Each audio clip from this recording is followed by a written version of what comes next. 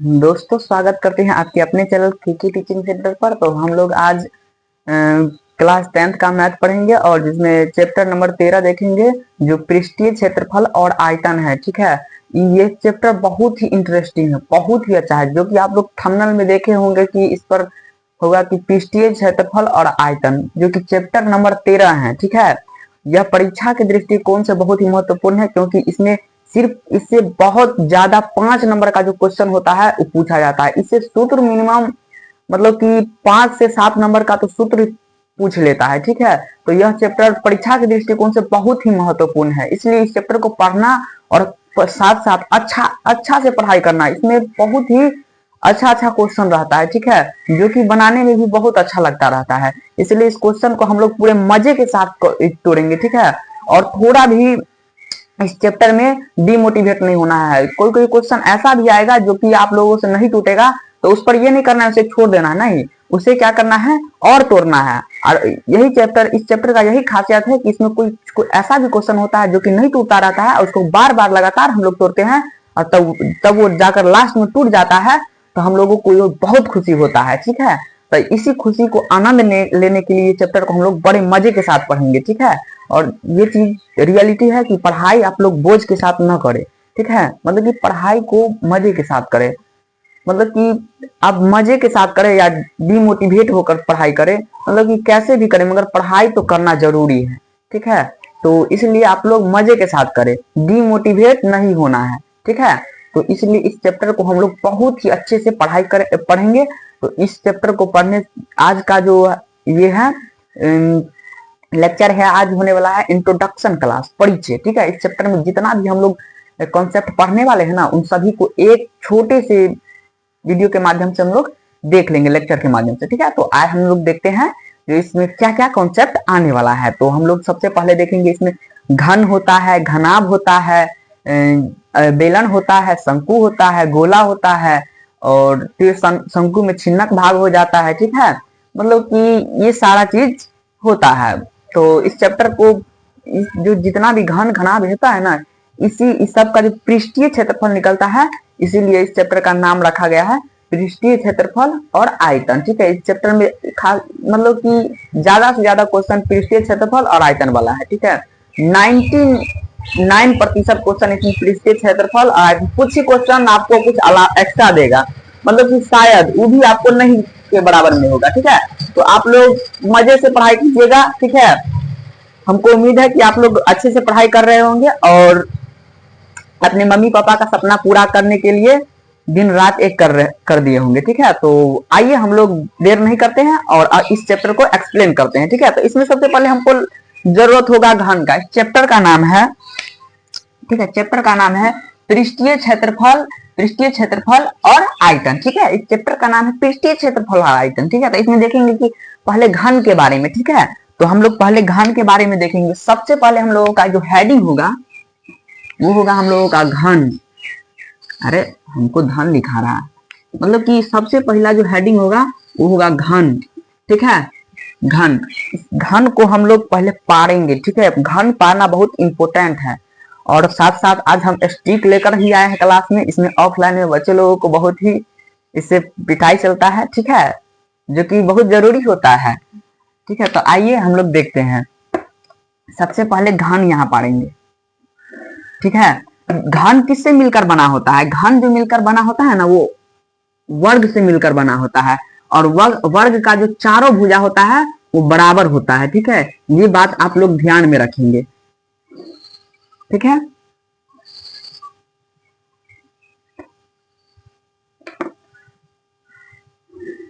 तो I hope आप लोग समझ गए होंगे कि वर्ग घन जो होता है वो वर्ग से मिलकर बना होता है और वर्ग का चारों भुजा बराबर होता है और दो वर्गों के मेल से एक घन बनता है। ठीक है, ये बात भी आप लोग ध्यान में रखेंगे। ठीक है, तो हम लोग देखें कि घन इस तरह से घन हम लोगों का ये हो गया घन। और एक और बात कि घन का जो भुजा होता है ना वो बराबर होता है। जब ये वर्ग का भुजा बराबर तो घन का भी भुजा बराबर ना होगा। ठीक है, तो इसमें हम लोग देखेंगे कि घन का जो एक भुजा मान के चलिए ए है, ये कोई एक भुजा ए है, तो ये हमारा कितना हो जाएगा, ये भी ए होगा, ठीक है। यानी कि घन का सभी भुजा बराबर होता है, ठीक है। तो सारा ए हो जाएगा, ठीक है। इसका सारा भुजा ए हो जाएगा, ठीक है। इसमें हम लोग कोई कंप्रोमाइज नहीं करेंगे, ठीक है। सब इसका जितना भुजा ना सब ए हो जाएगा, ठीक है। तो हम लोग यहाँ लिख सकते हैं कि घन के भुजा बराबर होता है। तो छोटा बात है, ठीक है। इसको नहीं भी लिखेंगे ना तो इसको ध्यान में रखकर चलेंगे तो हो जाएगा, ठीक है।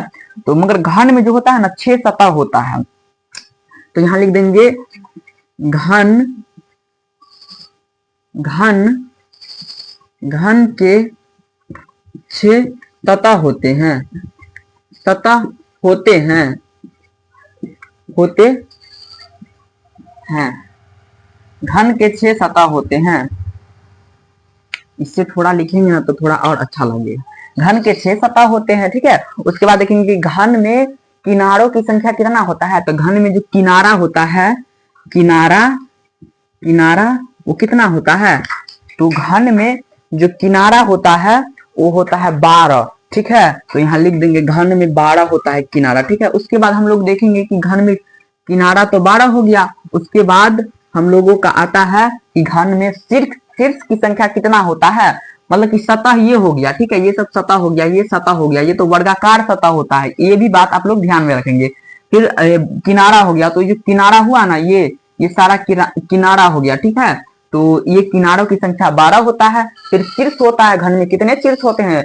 तो कौन सी बात है कि घन में 8 शीर्ष होते हैं। तो यहाँ लिख लेंगे कि शीर्ष की संख्या, शीर्ष, ठीक है। शीर्ष कितना होता है तो 8 होता है, ठीक है। इसके बाद हम लोग देखेंगे कि घन का जो सूत्र होता है इसमें 3-4 सूत्र भी होता है। कि अब लोग हम लोग लिखेंगे कि घन का आयतन, ठीक है। घन का आयतन, सबसे पहले क्षेत्रफल ही लिख लेते हैं, आयतन बाद में लिख लेंगे, ठीक है। पहले लिखते हैं क्षेत्रफल। तो घन का जो क्षेत्रफल होता है, क्षेत्रफल होता है वो होता है भुजा 6 गुने भुजा स्क्वायर, ठीक है। भुजा मान के चलिए ए है तो ए का स्क्वायर, ठीक है। ए का स्क्वायर 6 गुने भुजा स्क्वायर। फिर हम लोग देखेंगे कि घन का आयतन, आयतन जो है ना, आयतन आयतन आप लोगों को ये होगा भुजा क्यूब, ठीक है। यानी कि भुजा मान के चलिए ए है तो उसका क्यूब होगा, यानी कि ए का पावर 3 होगा, ठीक है। तो यहाँ सिंपल से लिख देंगे कि ए का क्यूब, यानी कि भुजा का क्यूब, ठीक है। फिर देखेंगे कि घन का जो मतलब कि घन का जो विकर्ण होता है उसका भी एक सूत्र होता है। तो घन का विकर्ण होता है मतलब कि √10⁻³ और गुने भुजा, ठीक है। यानी कि भुजा ए है तो रूट यहाँ लिख देंगे घन का क्या, तो घन का विकर्ण, विकर्ण, ठीक है। तो यहाँ विकर्ण लिखेंगे, घन का विकर्ण होता है √10⁻³ गुने भुजा ए है तो यहाँ ए दे देंगे, ठीक है। यही हमारा सूत्र हो गया। इस सूत्र को आप लोग बहुत ही अच्छे से मतलब कि लिख लीजिएगा और इसे याद करके रखिएगा ताकि हमें ये चैप्टर को एक्सप्लेन करने में दिक्कत ना हो, ठीक है। और आप लोग इतना समझदार तो है ही कि इसको कैसे याद करते हैं, ठीक है। तो आप लोग हमें उम्मीद है कि आप लोग याद कर लीजिएगा, ठीक है। तो ये घन के बारे में हमें इतना ही जानकारी लेना है, ठीक है। देखिए जानकारी तो लेना अच्छी बात है मगर परीक्षा के दृष्टिकोण से हम लोग अभी लेंगे। ये नहीं है कि ज्ञान अच्छी बात है लेना मगर सिलेबस अकॉर्डिंग लेंगे, ठीक है। मतलब कि जितना परीक्षा में पूछा जाए उतना ही लेंगे। जो क्वेश्चन परीक्षा में कभी पूछा ही नहीं जाएगा वो क्वेश्चन हम पढ़ के क्या करेंगे, ठीक है। वो क्वेश्चन हम लोग नहीं पढ़ेंगे, जो परीक्षा में पूछा जाएगा वही पढ़ेंगे, ठीक है। तो हम लोगों को एक्स्ट्रा नहीं पढ़ना है, ठीक है। हम लोगों का सिलेबस सीमित है इसलिए हम लोगों को सीमित पढ़ना है, ज्यादा नहीं पढ़ना है, ठीक है। इसके साथ हम लोग अब आएंगे और देखेंगे कि घन के बाद हम लोगों का होता है घन के बाद हम लोगों का होता है घनाभ, ठीक है। घन के बाद हम लोगों का होता है घनाभ, ठीक है। तो इसके बाद हम लोग देखेंगे कि घनाभ, तो इसके बाद हम लोग देखेंगे घनाभ, ठीक है। फिर आइए हम लोग देखते हैं घनाभ। घनाभ को भी बहुत ही अच्छे से हम लोग देखेंगे, ठीक है।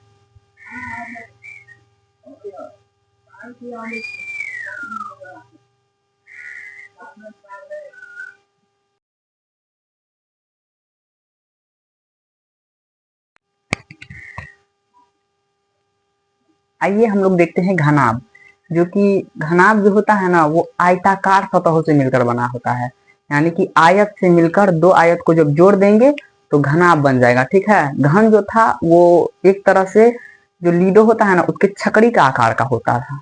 ठीक है, और घनाभ जो है ना वो है मतलब कि सलाई का जो खप्पी होता है ना उस आकार का है। ठीक है, जो कि थोड़ा लंबा टाइप का है। ठीक है, और घन जो था वो थोड़ा समझिए कि बड़ा था। ठीक है, और ये थोड़ा चिपटा टाइप का रहेगा, यानी कि आयताकार सतह से मिलकर बना है, तो वैसे भी ये चिपटा आकार का रहेगा। ठीक है, तो इसमें देखेंगे कि ये जो है ना घनाभ, घनाभ में हम लोग देखेंगे, सबसे पहले लिख लेते हैं यहाँ घनाभ, घनाभ। ठीक है, घनाभ में हम लोग देखेंगे कि ये जो होता है ना ये जो मेरा सतह है, ये सतह जो है ना मेरा, इसको बोलते हैं हम लोग लेंथ, लंबाई इसको बोलते हैं। ठीक है, इसको हम लोग ऊंचाई बोलते हैं, इसको हम लोग बेस बोलते हैं। ठीक है, तो LBH। ठीक है, इतना तो आप लोग समझ गए होंगे। ठीक है, इस साइड भी आप लोग लिख सकते हैं, इसी को इस साइड भी लिख सकते हैं। ठीक है, फिर आइए हम लोग देखते हैं कि घनाभ में क्या क्या सब होता है। तो घनाभ में भी मतलब कि घनाभ में वर्ग में मतलब कि घन में हम लोग देखे थे कि वो वर्गाकार सतहों से मिलकर बना था, और ये घन मतलब कि आयताकार सतहों से मिलकर बना है। तो यहाँ लिख देंगे कि घन में लिखेंगे, सॉरी घनाभ में लिखेंगे, घनाभ, घनाभ के इसमें भी 6 सतह होता है। तो लिख देंगे घनाभ के 6 आयताकार सतह होते हैं, आयताकार सतह होते हैं, सतह होते हैं। ठीक है, उसके बाद देखेंगे कि घनाभ में इसमें भी किनारों की संख्या 12 होता है। तो यहाँ लिख देंगे किनारों की संख्या कितना होता है, 12। तो यहाँ लिख देंगे किनारा कितना है, 12। ठीक, इसके बाद हम लोग देखेंगे कि इसमें शीर्ष की संख्या कितना है। ठीक है, तो आइए हम लोग देखते हैं शीर्ष जो है ना, शीर्ष की संख्या इसमें भी 8 होता है। ठीक है, और फिर हम लोग देखेंगे कि इसका एक सूत्र होता है, घन का पृष्ठीय क्षेत्रफल, सॉरी घनाभ का पृष्ठीय क्षेत्रफल। तो यहाँ लिखेंगे घनाभ का पृष्ठीय क्षेत्रफल, वक्र पृष्ठीय, ये हमारा हो गया क्षेत्रफल। ठीक है, वक्र पृष्ठीय क्षेत्रफल इसका होता है 2 into LB plus BH plus LH। ठीक है, ये हमारा सूत्र होता है। ठीक है, इसके बाद देखेंगे कि इसका जो ये तो वक्र का हो गया, और इसमें जो कुल जो होता है ना, कुल क्षेत्रफल इसका कुल क्षेत्रफल, वो भी परीक्षा में पूछा जाता है। कुल पृष्ठीय क्षेत्रफल,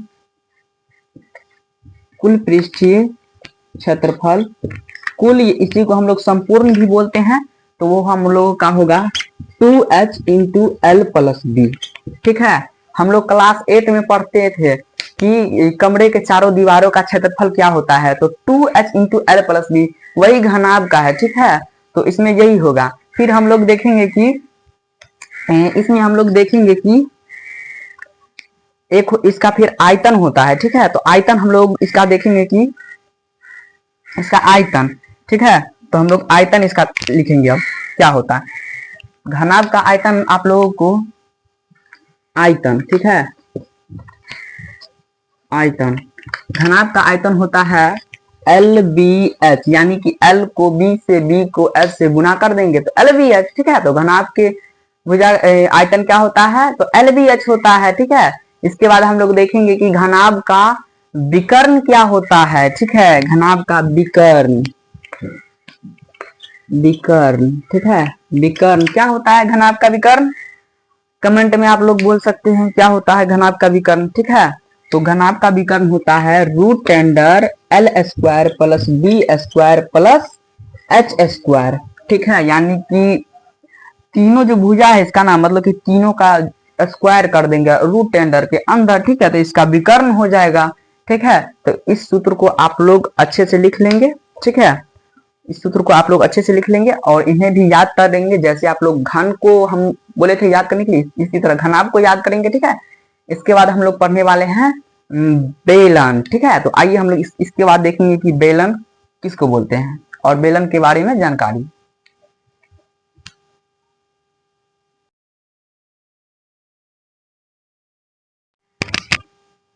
चलिए हम लोग देखते हैं कि बेलन किसको बोलते हैं। तो चलिए हम लोग देखते हैं बेलन के बारे में बहुत सी अच्छी सी जानकारियां देख लेते हैं, ठीक है। तो बेलन में हम लोग देखेंगे कि ये जो होता है ना, ये पूरा जो यहाँ से लेकर और यहाँ तक आया है ना, ये हम लोगों का ऊंचाई होता है, जिसको हम लोग एफ से डिनोट करते हैं। उसके बाद हम लोग देखते हैं यहाँ से लेकर और यहाँ तक की जो लकीरें खींची गई है, उन्हें हम लोग क्या कहते हैं, व्यास कहते हैं, जिन्हें हम लोग डी से डिनोट करते हैं।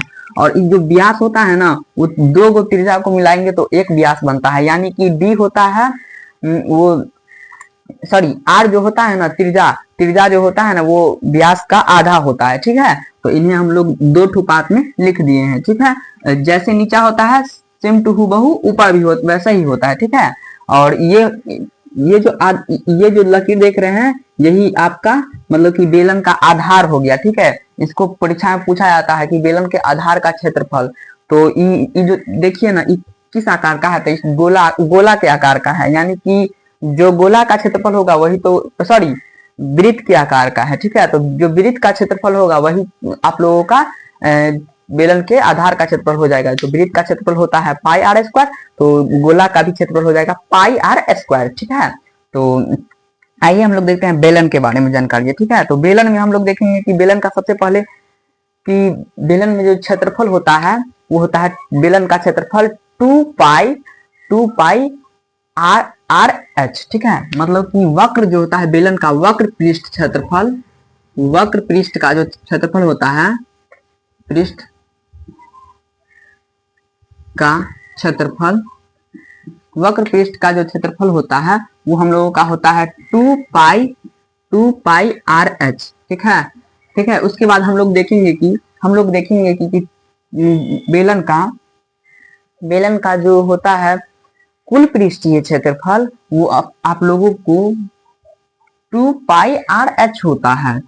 तो कुल पृष्ठीय क्षेत्रफल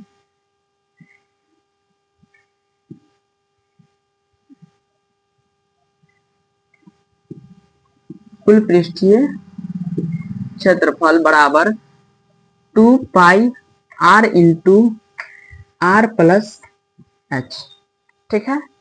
2 pi r into r plus h, यही गोला का बेलन का कुल पृष्ठीय क्षेत्रफल होता है, ठीक है। इसके बाद हम लोग देखेंगे कि बेलन का आयतन, ठीक है। आयतन जो होता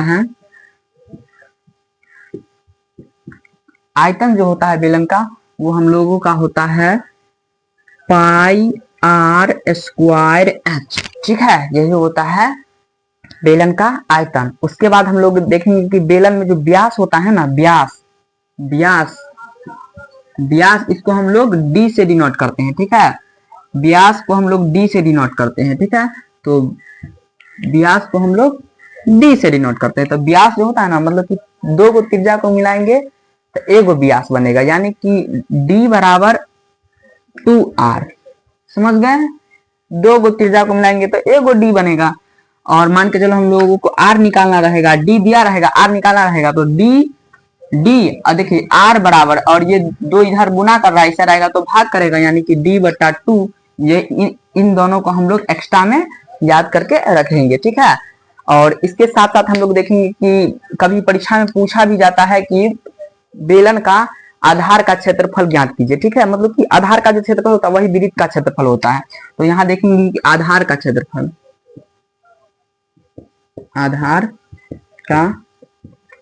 क्षेत्रफल बराबर पाई आर स्क्वायर, ठीक है। यही बेलन के आधार का क्षेत्रफल होता है, ठीक है। तो आप लोग इन्हें नोट कर लीजिए, स्क्रीनशॉट भी ले सकते हैं, ठीक है। और आप लोग इसे याद कर लीजिएगा, ठीक है। स्क्रीनशॉट भी ले सकते हैं आप।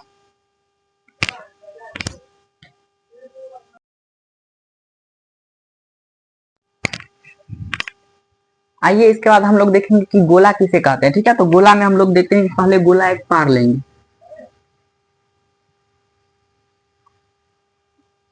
ठीक है।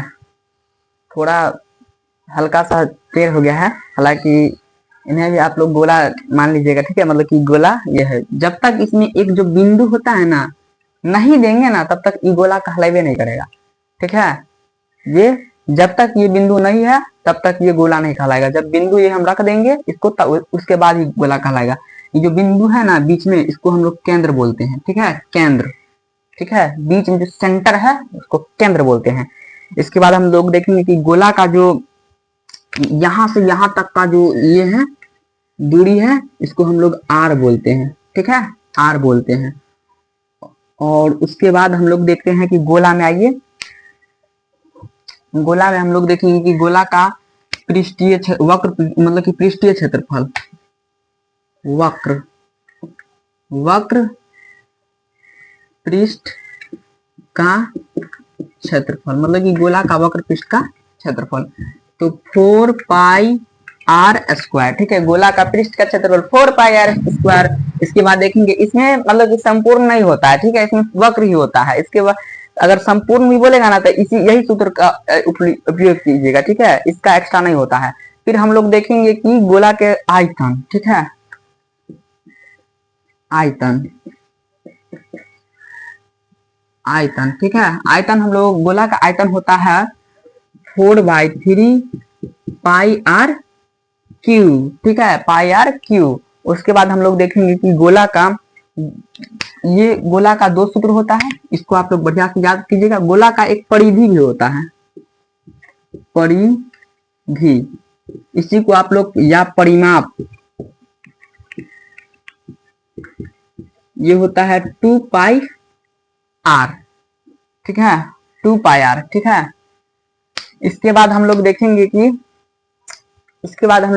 कि ये अक्सर परीक्षा में नहीं पूछता है शायद 10th में। ठीक है, इसे आप लोग नहीं भी याद कीजिएगा तो चलेगा। ठीक है, ये दोनों को ये सूत्र दोनों बहुत ज्यादा पूछता है। ठीक है, तो इसको आप लोग याद करके रखिएगा। इसके बाद देखेंगे कि अर्ध गोला। ठीक है, अर्ध गोला। ठीक है, अर्ध गोला, जैसे ये गोला था इसके बाद अर्ध गोला आ जाएगा। ठीक है, तो अर्ध गोला में हम लोग देखेंगे कि ये जो है ना ये तो पूरा गोला हो गया। ठीक है, इसको हम लोग आधा आधा काट लेंगे। ठीक है, ये यहां से मिटा दिए।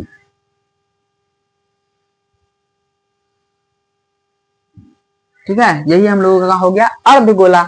जैसे हम लोग बचपन में खाते थे, मतलब कि जब बहुत छोटे होते थे, 2-3 साल का मतलब कि 4-5 साल का रहते थे ना, क्लास 3-4 में पढ़ते थे ना, तो हम लोग छोटा सा कटोरा में जो होता है ना, जो सुबह सुबह में चाय बिस्कुट ये सब रख के जब खाते थे, उस वो जो होता था कटोरा, वही हम लोगों का अर्ध गोला होता है। ठीक है, तो आप लोगों को ध्यान आ गया होगा बचपना थोड़ा। ठीक है, तो इसके साथ हम लोग देखेंगे कि अर्ध गोला यही होता है। ठीक है, यानी कि बाटी का आकार का होता है। हम लोग बाटी बोलते हैं, आप लोग अपने भाषा में कुछ भी बोलते होंगे। ठीक है, मतलब कि बाटी हम लोग के इधर बाटी बोला जाता है इसको, जो छोटा सा कटोरा होता है ना उसको बाटी बोला जाता है। ठीक है, तो आइए हम लोग देखते हैं कि अर्धगोला का वक्र पृष्ठीय क्षेत्रफल। ठीक है, अर्धगोला का वक्र, अर्धगोला में वक्र और कुल दोनों होता है, यानी कि वक्र और कुल को संपूर्ण बोलते हैं। ठीक है, कुल या फिर संपूर्ण यानी बात बराबर पड़ता है। ठीक है, तो इसका वक्र होगा वक्र पृष्ठ का क्षेत्रफल, पृष्ठ का क्षेत्रफल। तो गोला के वक्र पृष्ठ का क्षेत्रफल होता है अर्धगोला का होता है 2 पाई आर स्क्वायर। ठीक है, और गोला का 4 पाई आर स्क्वायर, तो अर्धगोला का 2 पाई आर स्क्वायर। और इसमें संपूर्ण होता है कुल पृष्ठ का क्षेत्रफल, पृष्ठीय क्षेत्रफल। ठीक है, तो इसमें देखेंगे कि गोला का कुल पृष्ठीय क्षेत्रफल, अर्धगोला का कुल पृष्ठीय क्षेत्रफल 3 पाई आर स्क्वायर। आप लोग सोचते होंगे कि जब अर्धगोला का कुल पृष्ठीय क्षेत्रफल 3 पाई आर स्क्वायर होता है तो गोला का pi r square 6 pi r square होगा। जब इसका मतलब कि वक्र होता है 2 तो इसका 4 हो जाता है, तो इसका कुल होता है 3। तो आप लोग सोचते होंगे कि इसका कुल मतलब कि गोला का कुल 6 होता होगा, 6 पाई आर स्क्वायर, मगर ऐसा नहीं होता है। ठीक है, ऐसा एकदम नहीं होता है। ठीक है, तो आप लोग सिर्फ इसमें कुल होता है, इसमें कुल नहीं होता है, ये चीज आप लोग अच्छे से ध्यान रखिएगा। इसमें बच्चा बहुत फंसता है, इसलिए आपको यहाँ हम लोग अच्छे तरह से बता दिए हैं, आप लोग ध्यान में रखिएगा। ठीक है, इसके बाद होता है अर्धगोला। तो अर्धगोला में आयतन होता है, आयतन होता है ना, तो आयतन हम लोग लिखेंगे आयतन। ठीक है, तो आयतन होता है आपका 2/3 पाई आर क्यू, ठीक है। यहाँ 4/3 पाई आर क्यू, तो यहाँ 2/3 पाई आर क्यू, ठीक है। उसके बाद हम लोग देखेंगे कि अर्धगोला का इतना ही सूत्र होता है, इन्हें आप लोग बढ़िया से याद करके रखिएगा, ठीक है। इसके बाद हम लोग देखेंगे शंकु, आइए इन्हें ही मिटाकर हम लोग शंकु बनाते हैं। शंकु, शंकु में हम लोग देखेंगे कि एक ये होता है, मतलब कि इस टाइप का एक पहले चित्र पारना होगा शंकु के लिए, ठीक है। तो शंकु में हम लोग देखेंगे कि इस टाइप का एक चित्र होता है। हैप्पी बर्थडे होता होगा ना आप लोगों को, हैप्पी बर्थडे में जो टोपी आता है, या फिर फगुआ समझते हैं आप लोग, फगुआ होली समझते हैं, होली में जो आप लोग टोपी पहनते थे ना, वही टोपी का जो ऊपरका वाला सिर ऐसे करके जो दिया था, उसी को बोलते हैं हम लोग शंकु, ठीक है। नहीं तो आप लोग कुल्फी समझते, कुल्फी वो जो खाते थे ना, उसी कुल्फी को हम लोग यहाँ रख दिए उल्टा करके, यही हो गया आपका शंकु, ठीक है। इसको आप लोग ऐसे ही पार सकते हैं, या फिर इसे ऐसे ही पार सकते हैं, मतलब कि नीचे ये चल जाएगा, ठीक है। तो किसी भी तरीका से पारेंगे तो वही शंकु ही होगा, ठीक है। तो शंकु में हम लोग देखेंगे कि शंकु में एक ऊंचाई होता है, एक तिर्यक ऊंचाई होता है, ठीक है। तो देखिए ये तिरछा है, जब ये तिरछा है तो इसको क्या बोलेंगे, तो इसको हम लोग तिर्यक ऊंचाई बोलेंगे, तो इसको हम लोग एल से डिनोट करते हैं, ठीक है। और इसके बाद जो ई पूरा सीधा है, तो ये ऊंचाई हो गया, तो इसको हम लोग बोलेंगे एच, ठीक है। इसके बाद हम लोग और इन्हें भी हम लोग एल बोलेंगे, और ये जो पूरा यहाँ से यहाँ तक है ना, इसको हम लोग डी बोलेंगे, डी यानी कि व्यास। और उसके बाद इसका जो आधा है उसको हम लोग आर बोलेंगे, इसका आधा को हम लोग आर बोलेंगे, यानी कि दो गो आर मिलके, दो गो त्रिज्या मिलके एगो व्यास यानी कि डी का निर्माण करता है, समझ गए। अब हम लोग देखेंगे कि शंकु था, शंकु क्या था, शंकु। शंकु के बाद शंकु में हम लोग देखेंगे कि शंकु का पृष्ठीय क्षेत्रफल, शंकु का वक्र पृष्ठ क्षेत्रफल, वक्र पृष्ठ का जो क्षेत्रफल होता है वो होता है पाई आर एल होता है, ठीक है, पाई आर एल, पाई आर एल। उसके बाद हम लोग देखेंगे कि इसका आयतन भी होता है, शंकु में इसका आयतन भी होता है। शंकु का जो संपूर्ण पृष्ठ का एक वक्र का हो गया, एक संपूर्ण का होता है, तो यहाँ हम लोग देंगे कुल पृष्ठ का क्षेत्रफल, कुल पृष्ठीय क्षेत्रफल, ठीक है। तो हम लोग इसको लिख सकते हैं, यहाँ लिख देते हैं pi r into r plus l, ठीक है, यही होता है pi r into r plus l, या फिर एल प्लस आर, दोनों बात बराबर पड़ता है। फिर इसके बाद हम लोग देखेंगे इसका आयतन, आयतन, ठीक है। तो इसका आयतन जो होता है 1/3 और 1/3 और गुने बेलन का जो आयतन होता है ना, उसी को गुने में लिख देंगे। बेलन का आयतन होता है पाई आर स्क्वायर, तो शंकु का आयतन होगा 1/3 पाई आर स्क्वायर एच, ठीक है। इसका भी पाई आर स्क्वायर एच था, इसका 1/3 पाई आर स्क्वायर एच। इसके बाद हम लोग देखेंगे कि शंकु में एक तिर्यक ऊंचाई होता है, तिर्यक ऊंचाई, जिसको हम एल से डिनोट करते हैं। हम लोग जब हम एल निकालेंगे ना, कभी भी क्वेश्चन में एल जब निकालने जाएंगे, तो हम लोग यहाँ क्या करेंगे, एल बराबर यानी कि तिर्यक ऊंचाई, तिर्यक ऊंचाई, तिर्यक ऊंचाई, ठीक है। इसको जब हम निकालेंगे तो इसका एक सूत्र होता है, ठीक है, H square plus B square, ठीक है, सॉरी आर स्क्वायर, त्रिज्या होना होगा इसमें, तो आर स्क्वायर, ठीक है। और कभी भी हम लोग अगर त्रिज्या निकालेंगे या फिर एच निकालेंगे, तो एच मान के चलिए निकालेंगे, तो क्या लिखेंगे, सूत्र इसका होता है L square minus R square. और हम लोग कभी आर निकालेंगे ना, तो इसका सूत्र होता है root under L square minus R square, sorry H square, ठीक है। तो इसको हम लोग ऐसे लिख देंगे। यही हम लोगों का मतलब कि शंकु के बारे में इतना ही जानकारी हमको लेना था, ठीक है। देखिए हम बार बार आप लोगों को बताते हैं कि आप लोग मतलब कि जानकारी लेना अच्छी बात है, मगर एक्स्ट्रा जानकारी नहीं लीजिए, मतलब कि सिलेबस के अतिरिक्त नहीं लीजिए, आप लोगों को उतना खराब ही कर जाएगा। इसके बाद देखेंगे शंकु, ये हो गया शंकु में। अब इसका छिन्नक भाग होता है, जो बाल्टी आप लोग देखे हैं ना, बाल्टी, वो बाल्टी के बारे में आप लोग बताइए तो क्या होगा, बताइए तो बाल्टी किस आकार का होता है।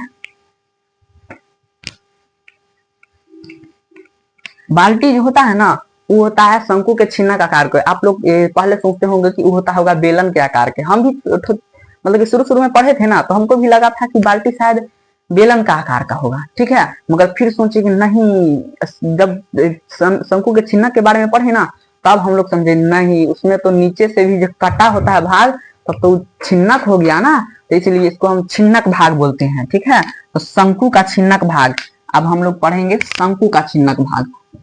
शंकु, शंकु का छिन्नक भाग, छिन्नक भाग, ठीक है। शंकु का छिन्नक भाग बनाइए ना, इसका चित्र एक बना लीजिए, ठीक है। समझिए ये हो गया, मतलब कि ये तो सीधा सीधा दे देंगे तो फिर समझिए कि गोला हो जाएगा, सॉरी बेलन, ठीक है। ये थोड़ा इस टाइप का रहता है,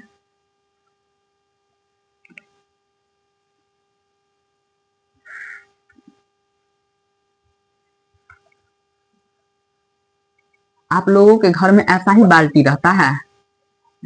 ये हो गया बाल्टी को पकड़ने वाला जो कड़ी जिसको बोलते हैं, ये वो हो गया, ठीक है। इसमें इस टाइप का ये होता है, मतलब कि इस टाइप का आप लोगों के घर में बाल्टी होगा, ठीक है। यही हो गया, समझिए कि बाल्टी हो गई, ठीक है। और इसमें देखेंगे कि ये जो होता है ना, ये मतलब कि यहाँ से यहाँ तक का एक लकीर खींच दीजिए, ये हो गया हम लोगों का ऊंचाई, जिसको हम लोग एच से डिनोट करेंगे। और इसके बाद हम लोग देखेंगे कि इसका जो ये जो है छोटा पार्ट, इसको हम लोग बोलेंगे तिरजा, जिसको आर बोल सकते हैं। इन्हें भी हम लोग क्या बोलेंगे, आर बोलेंगे। ये जो पूरा है ना, पूरा यहाँ से यहाँ तक, यहाँ से यहाँ तक का हम लोग डी बोलेंगे, यानी कि दो को आर मिलके एगो डी का निर्माण करता है। ऊपर भी वैसे ही होगा, ये हो जाएगा आर, ये भी हो जाएगा आर, ये पूरा मिलके हो जाएगा डी, ठीक है। इसके बाद हम लोग देखेंगे इस तिर्यक ऊंचाई है, ठीक है, जिसको हम लोग एल से डिनोट करते हैं। तिर्यक ऊंचाई को हम लोग एल से डिनोट करते हैं, ठीक है। इसके बाद हम लोग देखेंगे कि छिन्नक में जो छिन्नक भाग का जो वक्र का जो क्षेत्रफल होता है ना, pi L into R one plus R two, इसमें दो ठू आर होगा, मतलब कि एक ऊपर वाला आर, ठीक है, एक नीचे वाला आर, इसको हम R2 मान लेंगे, इसको हम लोग R1 मान लेंगे। ऊपर वाले को R1 मान लेंगे और नीचे वाले को R2 मान लेंगे, ठीक है। तो आइए हम लोग देखते हैं कि नहीं तो इसको हम छोटा आर, इसको बड़ा आर भी मान सकते हैं, ठीक है, इसमें कोई कॉम्प्रोमाइज नहीं है। तो हम लोग देखेंगे शंकु के छिन्नक का, शंकु के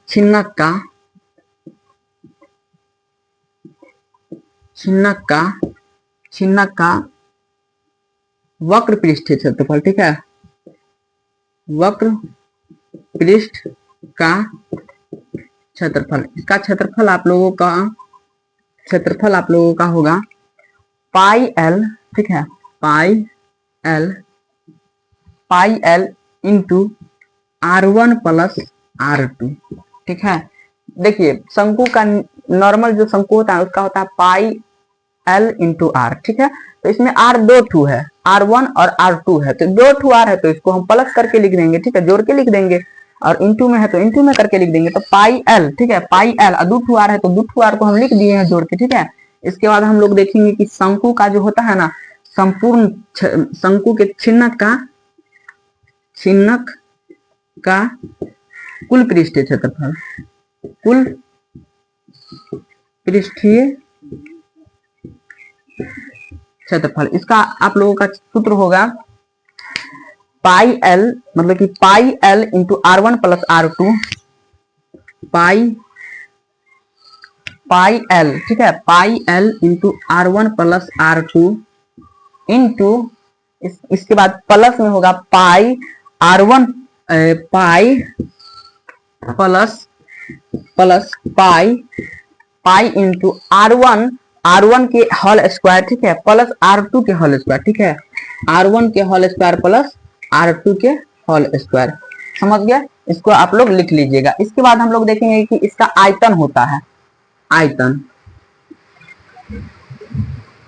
ठीक है। तो इसका आयतन हम लोग देखेंगे कि शंकु के छिन्नक का आयतन 1/3 पाई एच, 1/3 पाई एच। फिर यहाँ आर में थोड़ा लफड़ा टाइप का रहता है कि R1 का होल स्क्वायर प्लस R2 का whole square plus R1 into R2, ठीक है, R1 का होल स्क्वायर प्लस R2 के होल स्क्वायर प्लस R1 और गुने R2, ठीक है। इसे आप लोग ध्यान में रखिएगा। ये हम लोगों का इस चैप्टर का, पूरे चैप्टर का एक अच्छा खासा मतलब कंटेंट तैयार हो गया, ठीक है। इसे आप लोग सूत्र के फॉर्म में रख सकते हैं, इससे ज्यादा परीक्षा में चैप्टर से नहीं आएगा। इसके बाद हम लोग देखेंगे कि इसमें एक आयत होता है।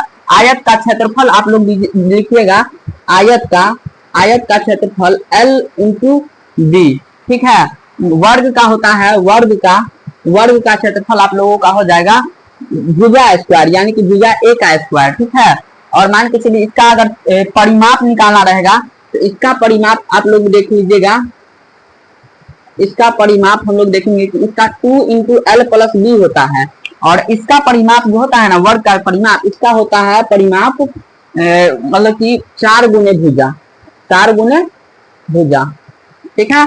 तो इस दो सूत्र को एक्स्ट्रा में आप लोग ध्यान में रखिएगा। बाकी बात इस चैप्टर को पूरे अच्छे तरह से हम एक्सप्लेन कर दिए हैं, आप लोगों को इसके एक्स्ट्रा कुछ भी नहीं पूछा जाएगा, ठीक है। आप लोग पूरे नीचे में रहिएगा, इसके अलावा आप लोगों को कुछ भी परीक्षा में नहीं पूछा जाएगा, ठीक है। आप लोग इन्हें बढ़िया से एक बढ़िया सा कॉपी में ऐड कर लीजिएगा, उन्हें रोज एक बार रीडिंग मार दीजिएगा, ऑटोमेटिक ये सारा याद हो जाएगा, ठीक है। तो आप लोग ज्यादा टेंशन नहीं लीजिएगा, इसे याद करने के लिए आप लोग को जरूर ये याद हो जाएगा, ठीक है। तो इसी के साथ हम लोग क्लास को समाप्त करते हैं। तो जय हिंद।